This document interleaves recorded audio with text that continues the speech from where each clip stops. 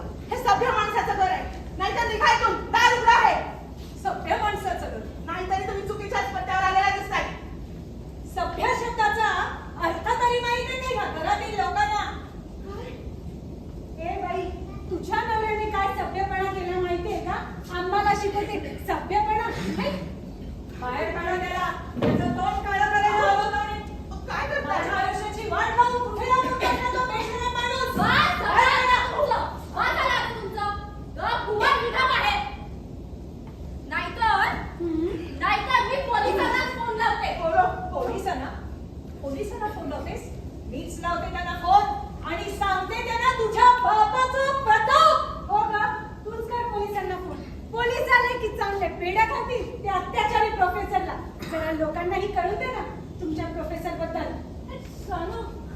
काय म्हणाली ती? पोलीस बेड्या?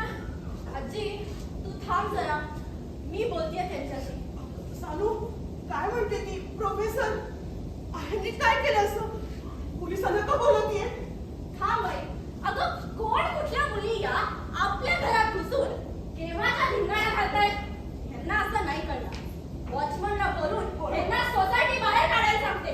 काय ओळख ना पाळख, ह्यांना घराच्या आत सोडताच कसं केलं? बरोबर ओळख हवी आहे ना तुला? सांगते ना मी.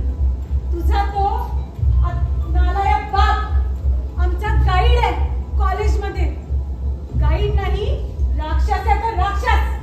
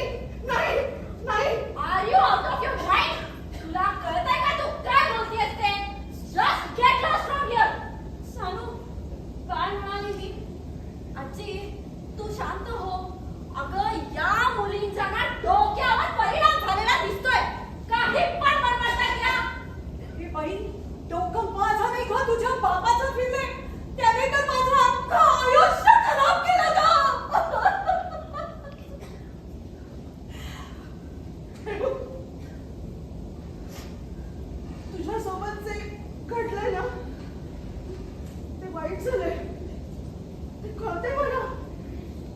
पण हे बघ, तुझा काहीतरी गैरसमज होतोय. प्रोफेसर असं काही करणार नाहीत याची खात्री आहे मला. ती व्यक्ती दुसरं कोणी असेल. हो ना बाई, असं काही करणार नाहीत ना सानू? अगं तुझे बाबा असं नाही करणार. सांग त्या मुलीला समजावून सांग. अगं हो आई, अगं या मुली खोटं बोलतायत. अरे काय नाटक लावलं इथं? निघा बाहेर.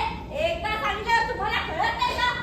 Watchman, watchman. आम्हाला बाहेर काढून सत्य बदलणार नाहीये. तो प्रोफेसर अत्याचारीच आहे. माहित नाही याआधी किती मुलींवर अत्याचार केल्याशिवाय त्या नराला आहे. पण तुम्हाला तर सगळ्यात झाले सर सगळ्याची. बस बस, यापुढे एकही शब्द ऐकू शकत नाही मी. माझ्या नवऱ्याला ओळखते. तू असं काही करणार नाही. नाही नाही काय बोलताय? माझा नवरा असा नाही, तो असं करणार नाही. तो काही जगावेगळा आहे का? शेवटी तो एक पुरुषच. स्त्रियांवर अत्याचार करण्यातच त्याचं पुरुषत्व. असा सोडणार नाही मी त्याला. माझ्या आयुष्याची वाट लावली त्यांनी. He will be punish. एक मिनिट. एक मिनिट. माझं झालं नाही अजूनही बोलून. आणि तुम्हाला सगळ्यांना कशी रस्त्यावर आणते ते बघाच होता. एक मिनिट. माझ्या बाबांवर असे घाणेरडे आरोप लावते. काय पुरावे आहेत तुझ्याकडे? पुरावा? पुरावा हवाय तुला? अगं त्या राक्षसाने माझ्यावर कसे आणि काय अत्याचार केले ते सांगतेस तुला?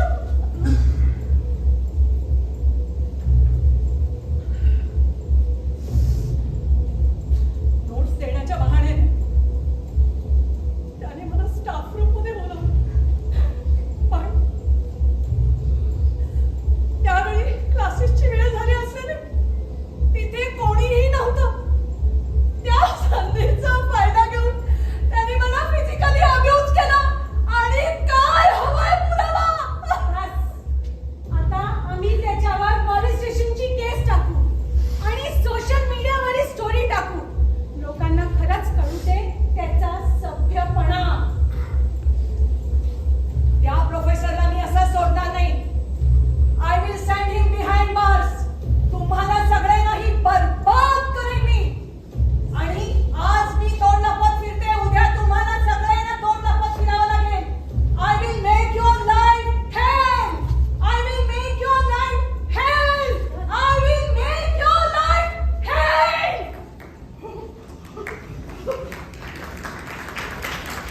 परमेश्वरा, हे सगळं ऐकायच्या आधी मला पूर्ण बहिरं का नाही केलंस रे?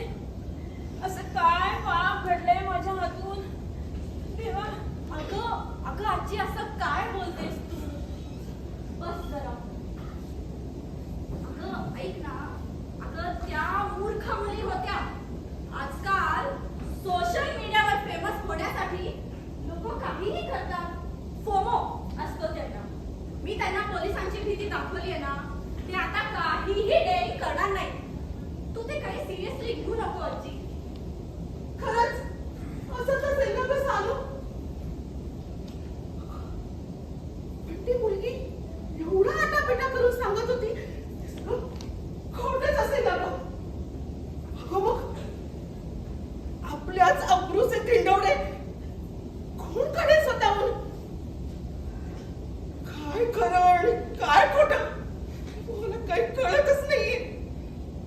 डोक्याला मुंग्या येतात असं वाटतंय अगं. अगं आई, तू पण. त्या मुली असं का म्हणाल्या?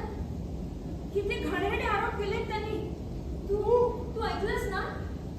नाही नाही, माझा विश्वास आहे माझ्या लेकावर. त्याच्याच तोंडून ऐकू दे खरं खोटं काय ते. पण पण काय आजी? बाबा असं काय करतील? हे तुमच्या दोघींच्या मनातच कसं आलं? नाही पण मला तर हे मान्यच नाही गं. पण नाही ते विचार येतात माझ्या मनात. अगं आई, शांत हो तू. बस जरा, थोडं बस. पाणी देऊ का थोडं?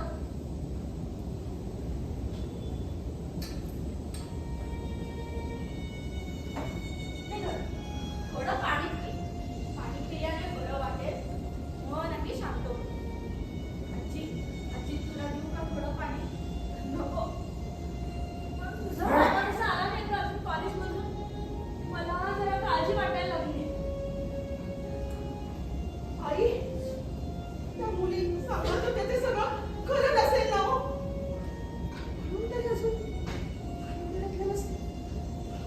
छे छे. माझं मन एक सांगतंय हे असं काही करणार नाही का आपल्या समोर उभं राहण्याची त्यांची हिंमत होत नसेल. पोलिसाला पेढ्यात केलेच नाही. नक्की काय झालं असेल. अगं आई असं काय बोलतेस तू? अगं जरा विचारांना आवर घाल. अगं कोण कुठल्या मुली आपल्या घरात येतात, केव्हाचा धिंगाणा घालतात, बाबांबद्दल काही पण बोलतात आणि त्यांच्यावर विश्वास ठेवतेस तू. अगं इतकी वर्ष तुम्ही सोबत आहात ना, मग त्या वेड्या मुलींच्या बोलण्यावर लक्ष देऊन तुम्ही क्षणात अनोळखी झाला. नाही अगं. जरा शांतपणे विचार कर. तरी पण मी काय बोलतेय पटतंय का तुला? पटतंय. थांब, मी बाबांना फोन लावतो. तूच बोल त्यांच्याशी.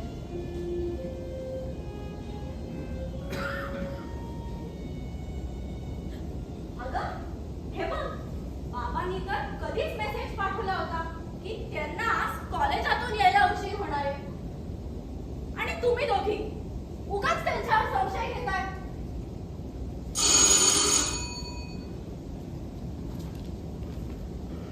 बाबा तुम्ही सानिका, हे स्टुडंट्सचे टेसेस आहेत, नीट जपून ठेवा. सुमन, बॅग ठेव ना प्लीज. अरे एवढं चिडायला काय झालं? पण बाबा तुम्ही तर कॉलेजातून उशिरा येणार आहे असा मेसेज पाठवला होता ना. हो ग, प्रिन्सिपल साहेबांना भेटायचं होतं म्हणून थांबलो होतो, पण ते बिझी होते. मग म्हटलं उद्या भेटलो तरी चालेल आणि आलो घरी. सुमन, चहा टाक ना पटकन, जरा थकल्यासारखं वाटतंय. चहा झाल्यावर मगच फ्रेश व्हायला जाईल म्हणतो. का आज काही थकल्यासारखं काम केलंय का. अगं आई, बाबा आताच कॉलेजातून आलेत ना, मग लगेच सुरू नको करूस ना तू. काय रे, कुठे होतास दिवसभर? कॉलेजात शिकवायला जातोस ना तू? मग त्यांनी एवढं थकायला झालं का काय तुला? अरे आज सासू सुनेची चांगलीच युती झालेली दिसते. माझी उलट तपासणी घेण्यासाठी की काय? बरं ते चेष्टा मस्करी नंतर जरा चहा बघ ना. जरा डोकं पण धरल्यासारखं वाटतंय. चहा होईस्तर हातपाय धुवून येतो. हातापायात पाणी घेऊन काय होणार आहे. अगं, अंघोळ केल्याने सुद्धा जाणार नाहीये पाप. एवढं असं पाण्याने धुतलं जाणार असेल ना तर गंगेतच उडी मारायला पाहिजे तुमच्यासारख्या लोकांनी. आमच्यासारख्या लोकांनी म्हणजे खरं तर आपण सगळेच जण जाऊया पुढच्या वेळी कुंभमेळ्याच्या स्नानाला. त्या पवित्र पाण्यात स्नान केल्यानं सर्व पापांपासून मुक्ती मिळते म्हणतात. सानिका, आठवण करून द्या, जाऊ आपण सर्वजण. फॅमिली ट्रिपही होईल आणि पाप नाशनही. छी, किती हा निर्लज्जपणा. पापांपासून मुक्ती मिळवायला जायचं म्हणे. अगं सुमन, मी म्हणते अशी पाप करायचीच कशाला. अगं एवढं चिडायला काय झालंय? मी आपला सहज बोललो. बरं तू म्हणशील तिथे जाऊया ट्रिपला, मग तर झाला. हा कोण आला? थांब थांब, चिडली की. अरे वा वा, या बहीण, या. सुमन, बाई बाई बाई बाई बाई, हे काय ऐकते हो मी? इतक्या दिवसांपासून शेजारी आहात, पण कधी पत्ताही लागू दिला नाही. अहो, स्वतःला प्रोफेसर म्हणताना शोभत काय वागणं का प्रोफेसरला? हे काय बोलताय बहिणी तुम्ही? थांबा, झालं नाहीये माझं अजून. आई, आज त्या मुलींनी येऊन धिंगाणा घातला. उद्या काय पोलीस, मग काय मोर्चे. नको नको, ही बघा, ही सभ्य माणसांची सोसायटी. इथे हे आम्ही अजिबात खपवून घेणार नाही. दुसरीकडे घर बघा, उगाच आम्हाला त्रास नको त्याचा, समजलं? ओ काकू, ते काय करायचं आम्ही बघून घेऊ. त्याची काळजी तुम्ही नका करू. माहिती, काळजी करत नाही सांगते. ते बघा, काका तुम्हाला बोलत आहेत, जा तुम्ही आता. जाते जाते, तसे यायचं कोणाला इथे हे? घरच्या लोकांपेक्षा बाहेरच्या लोकांना कळतात अशा गोष्टी आधी. ऐकलंच, आता ही महिना अख्ख्या सोसायटीमध्ये सांगत फिरेल. पण काय? अशा गोष्टी काही लपून राहत नाही. तोंड लपवत फिरत येण्याची वेळ आणली तुम्ही आमच्यावर. त्या बदनामीचं ओझं घेऊन जगावं लागेल. काय हो,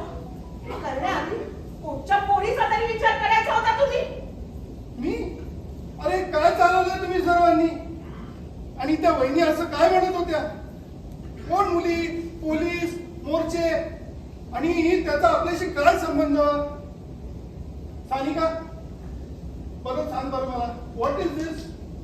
काही घडलंय का? बाबा ते त्या मुली सानिका, 2 मुली या लेकराला काय विचारतोस का झालं म्हणून? अरे तू काय दिवे लावून आला आहेस ते कळले आम्हाला. आणि हिम्मत कशी झाली तुझी तोंड मार करून घरी यायची? चिडच येते तुला स्वतःची. हे काय बोलतेस सुमन तू? बरी आहेस का? आणि ही काय भानगड आहे मुलींची? कोणी नीट सांगेल का मला? आता डोकं भणभणायला लागलंय माझं. बाबा तुम्ही शांत व्हा बरं. सानिका, ऐका ना बाबा, ते अगं पण- आईचा गैरसमज झालाय. आपण बोलू ते शांततेत. तुम्ही त्याची काळजी नका करू. अगं पण गैरसमज कसला गैरसमज? काही कळू द्या. बाबा काही वेळापूर्वी 2 मुली आल्या परत होत्या मुली? घरी. आरडाओरडा करत घरात शिरल्या. वेड्यासारख्या बडबड करत होत्या. सानिका, काहीतरी तुझ्याबद्दल म्हणत होत्या की कोण मुली आणि माझ्याबद्दल काय बोलत होत्या? नीट सांगा, आता मला टेन्शन यायला लागलंय. पटकन सांगा. बाबा त्यातली एक मुलगी तुमच्यावर आरोप करत होती. काय? ऐका, तिनं काहीही सांगितलं. ऐका माझं, तिनं काहीही सांगितलं असतं तरी माझा पूर्ण विश्वास आहे तुमच्यावर. तुम्ही असं काहीही केलेलं नाहीये ह्याची पूर्ण खात्री आहे मला. अगं पण मी कधीपासून आईला आणि आजीला हेच सांगत होते की त्या मुली घोटाळल्या आहेत. पण खरं खोटं आता त्या परमेश्वरालाच माहिती. पण आता माझ्याच्याने हे ऐकून नाही रे देवा. उचल रे देवा, उचल मला आता. अगं आई, काय बोलतेस? आपल्याकडून ऐकवले जात नाहीये, पण करणाऱ्याला काही वाटते का? विनासेपणा बघा. तो शब्द अजूनही माझ्या कानावर विस्तारासारखाच राहतोय. अगं अगं अगं किती त्रागा करून घेशील आई. अगं शांत हो. बस तू बस जरा. ऐक माझं, ऐक ना. बाबा आता घरी आलेत ना, त्यांनी सांगितलं तुला खात्री पटेल त्या मुली घोटाळ्याच होत्या. एक मिनिट, कोण आहे त्या मुली आणि असं काय केलं त्यांनी? हा येस, आत्ता लिंक लागतीये. मगाशी येत असताना गेटवरचा वॉचमन काहीतरी बोलत होता. लडकी, गडबड, मला काही कळलंच नाही. लिफ्ट मध्येही शेजारच्या काकांना नमस्कार केला तर त्यांनी पाहून न पाहिल्यासारखं केलं.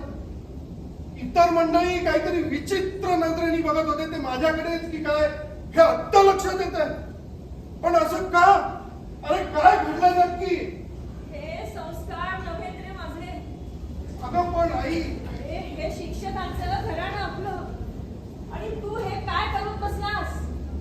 वर जाऊन आता तुझ्या बाबांना काय तोंड दाखव मी? आपल्या लेकीसारखी ती कोणाची तरी लेक होती ना. असं कसं केलं तुम्ही? अगं कोणाची लेक आणि असं काय केलंय मी? का बापापेक्षा पुरुषच मोठा वाटला तुम्हाला? सुमन, हे काय बोलतेस? कोण लेक आणि कोणाची लेक आणि काय केलंय मी? नीट सांग. कोणाची लेक? मीच ती तुमची स्टुडंट जिच्यावर तुम्ही बलात्कार केला. सुमन, डोकं ठिकाणावर आहे का तुझं? काय बोलतेस? तुझं तरी तुला कळतंय का? लाज वाटतेय मला. सानिका, आजीला घेऊन आज जा. मला जरा आईशी बोलायचंय काही. पण आई, बाबा जा बाळाची घेऊन आज जा. मलाही तुझ्या बाबांना जा विचारायचे. पण सानिका,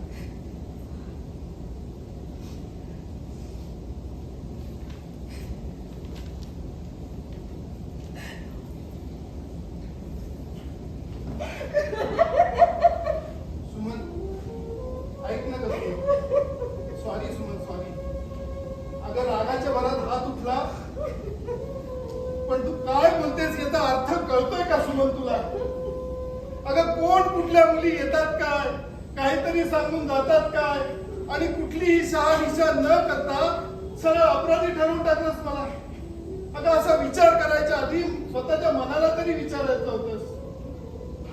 सुमन, सुमन अगं विश्वास आहे ना माझ्यावर तुझा?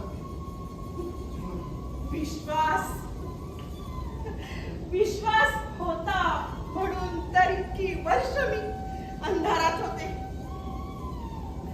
विश्वासघात केलाय तुम्ही माझा आणि आमच्या सर्वांचा. आई सुमन, सुमन अगं 30 वर्षांचा संसार आपला. इतक्या वर्षात तुला कधीतरी माझं वागणं चुकीचं वाटलंय का सुमन? अगं प्रत्येक नात्यात विश्वासच महत्वाचा असं तूच सांगतेस ना. आणि मग आज काय झालंय सुमन तुला? कुठे कोलमडला तुझा विश्वास सुमन? तिथेच तर चुकले ना मी. अहो विश्वासच नाही तर आदर, प्रेम, माझं सर्वस्व दिलं तुम्हाला. सुमन आई, आणि तुम्ही सांगा ना, कुठे कमी पडले मी? सांगा, कुठे कमी पडले मी? सौभाग्याचं कुंकू अभिमानानं मिरवणाऱ्या कपाळावर कलंक लावलाय तुम्ही. सुमन, आता जगाला कसं तोंड दाखवू? सुमन अगं माझं ऐकून घेशील का? मला बोलायला काही संधी न देता सरळ अपराधी ठरवून मोकळी झाली सुमन. काय ऐकायचं बाकी आता? कुकर्म करणारा माणूस कधी मान्य करतो का स्वतःची चूक? तो स्वतःला नेहमी निरपराधी सांगण्याचा प्रयत्न करत असतो. सुमन,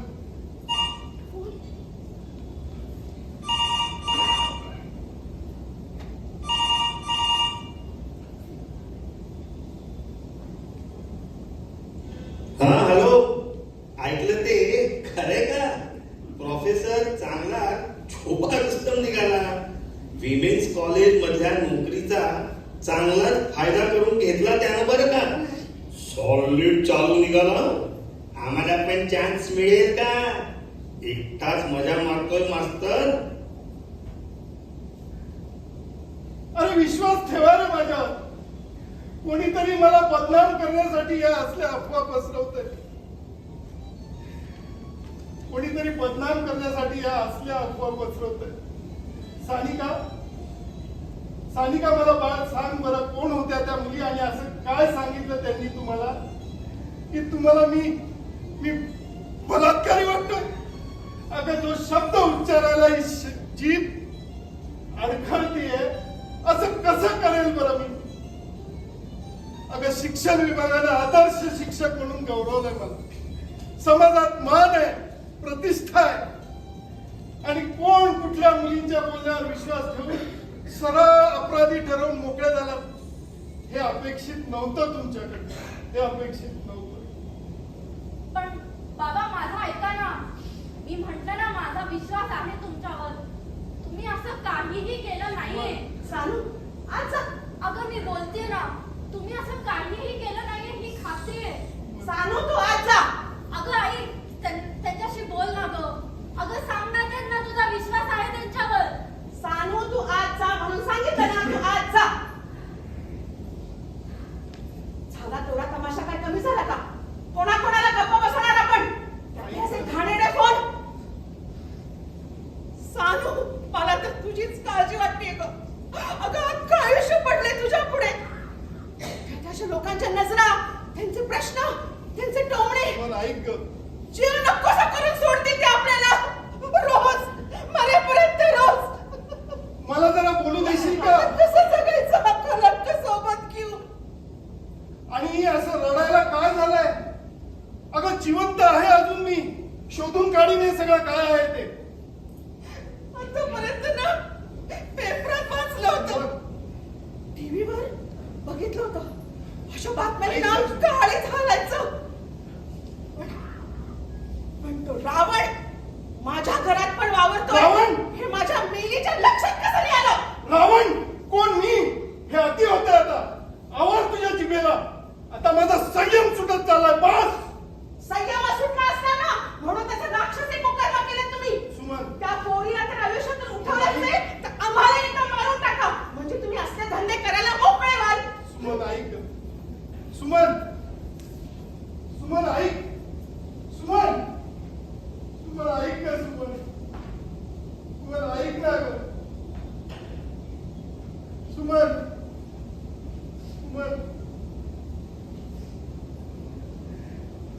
निसटून गेलंय सगळं.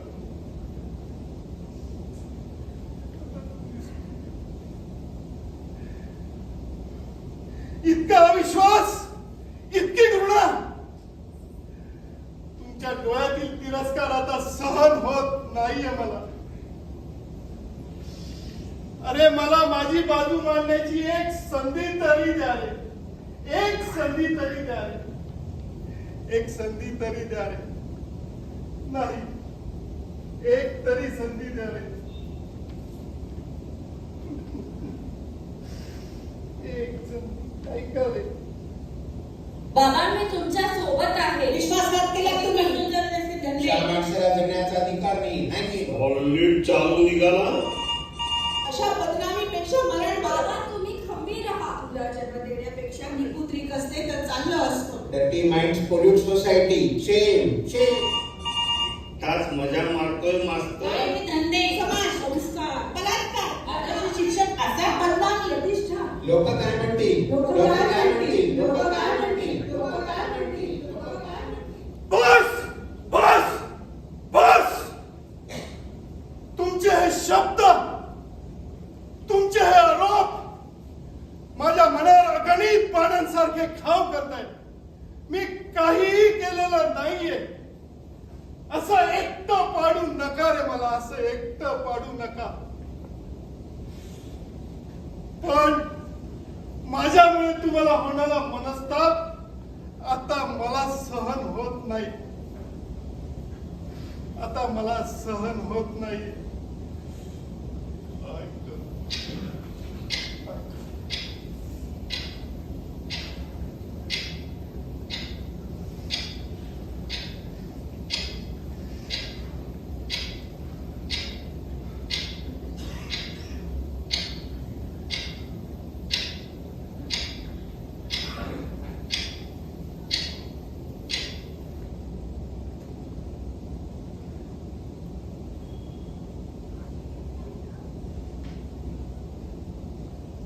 आता मी माझ्या बरोबरच संपवतो सगळं काही.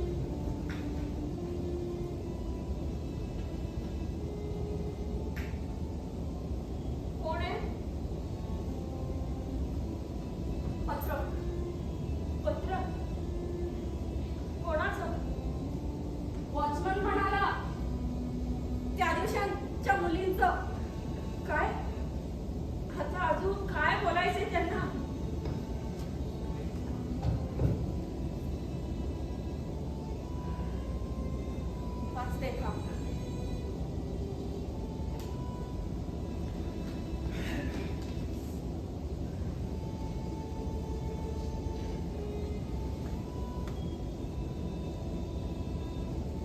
सुरुवात कशी करू समजत नाहीये. खरं तर हिंमतच होत नव्हती, पण पत्र लिहिणं आवश्यक होतं. मी तुमची अपराधी आहे. माफी या शब्दाला आता काही अर्थ नाही. तरी अगदी मनापासून माफी मागते मी तुमची. खरं तर माझा गुन्हा माफीच्या लायकच नाही. हो गुन्हाच घडलाय माझ्याकडून. माझ्या एका खोट्या बोलण्याने तुमचं जग उद्ध्वस्त होईल याचा विचार केला नव्हता मी. प्रोफेसर निरपराधी होते. खरंच निरपराधी होते प्रोफेसर. मी त्यांच्यावर खोटा आरोप केला होता. ऍक्च्युली त्यावेळी माझं डोकं काही कामच करत नव्हतं. नशेची झिंग चढली होती. जो पहिला विचार मनात आला तसंच केलं आणि त्याच्या परिणामांचा विचार करण्याची शुद्धच नव्हती. आता शुद्ध आली आणि आपण काय करून बसलो याची जाणीव झाली. तुमच्या समोर उभं राहून बोलण्या इतकी हिंमत नाही आणि अपराधी भाव जागू देणार नाही याची जाणीव झाली.